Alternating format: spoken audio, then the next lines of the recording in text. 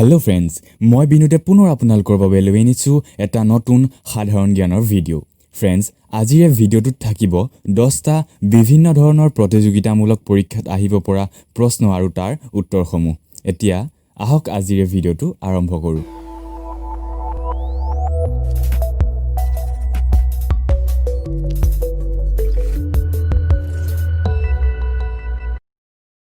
আজিৰ এই ভিডিঅ'টোৰ কুৱেশ্যন নম্বৰ 1 হৈছে 2011 চনৰ জনগণনা অনুসৰি অসমৰ সাক্ষৰতাৰ হাৰ হৈছে অপশ্যন এ 72.19%, অপশ্যন বি 72.58% আৰু অপশ্যন চি হৈছে 73.12% আৰু অপশ্যন ডি হৈছে 73.98% আৰু ইয়াৰ শুদ্ধ উত্তৰটো হৈছে অপশ্যন এ 72.19%।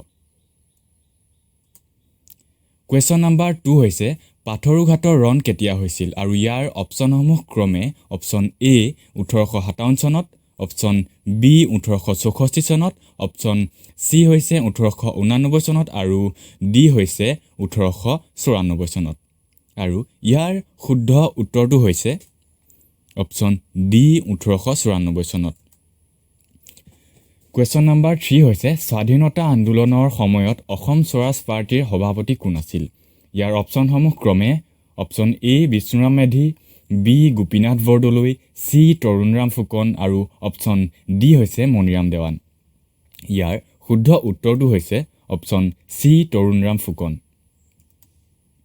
কুৱেশ্যন নম্বৰ 4 হৈছে টেৰাকোটা উদ্যোগটো তলৰ কোন ঠাইত অৱস্থিত? Option A Dhubri, B Karimganj, C Goalpara আৰু অপশ্যন ডি হৈছে ধেমাজি। ইয়াৰ শুদ্ধ উত্তৰটো হৈছে option A Dhubri. Question number 5 তলৰ কোন চনত আহোম ৰাজ্য স্থাপন কৰা হৈছিল? ইয়াৰ অপশ্যনসমূহ ক্ৰমে 1216 চন, 1228 চন, চি 1256 চন আৰু অপশ্যন ডি হৈছে 1272 চন। ইয়াৰ শুদ্ধ উত্তৰটো হৈছে অপশ্যন বি হৈছে 1228 চন। কুৱেশ্যন নম্বৰ 6 শিৱদৌল কোনজন ৰজাৰ শাসনৰ সময়ত নিৰ্মাণ কৰা হৈছিল?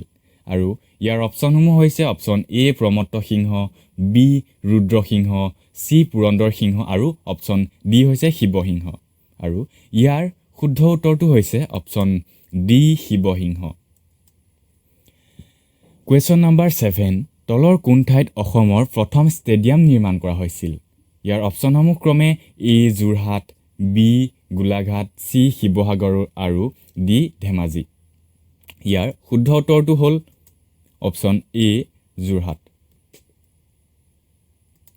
কুৱেশ্যন নম্বৰ 8 কোন ৰজাক ভগাৰজা নামেৰেও জনা যায়? আৰু ইয়াৰ অপশ্যনসমূহ হৈছে অপশ্যন এ চুতীয়ামফা, অপশ্যন বি চুতামফা আৰু অপশ্যন চি হৈছে চুৰামফা আৰু অপশ্যন ডি চুনাটফা। ইয়াৰ শুদ্ধ উত্তৰটো হৈছে option C Suramphaa. Question number 9 স্বৰ্গদেউ প্ৰতাপ সিংহৰ ৰাজত্বকালত পাইক বা খেলপথাৰ সংস্কাৰ সাধন কৰা বিষয়াগৰাকী কোন আছিল? ইয়াৰ অপশ্যনসমূহ ক্ৰমে এ কীৰ্তিচন্দ্ৰ বৰুৱা, বি মোমাই তামুলী বৰবৰুৱা, চি আতন বুঢ়াগোহাঁই আৰু অপশ্যন ডি হৈছে কনচেং বৰপাত্ৰ গোহাঁই। ইয়াৰ শুদ্ধ উত্তৰটো হ'ল অপশ্যন বি অৰ্থাৎ মোমাই তামুলী বৰবৰুৱা।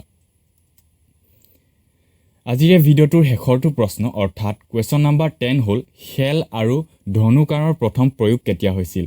ইয়াৰ অপশ্যনসমূহ এনেধৰণৰ অপশ্যন এ 35,000 বছৰ আগতে, অপশ্যন বি হৈছে 50,000 বছৰৰ আগতে আৰু অপশ্যন চি হৈছে 45,000 বছৰৰ আগতে আৰু অপশ্যন ডি হৈছে 21,000 বছৰৰ আগতে।